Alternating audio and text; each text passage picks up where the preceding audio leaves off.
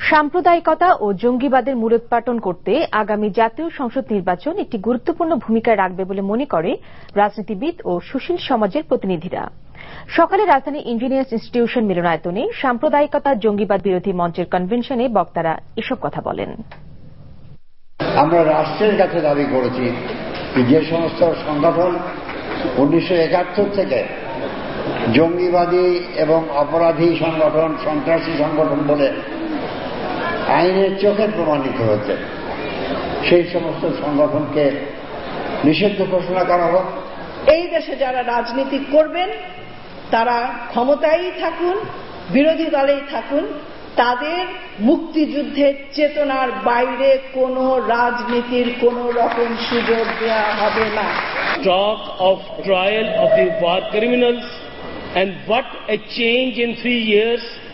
War criminals are in jail and there's an order to ban Jamaat-e-Islami. I congratulate Bangladesh for this advancement.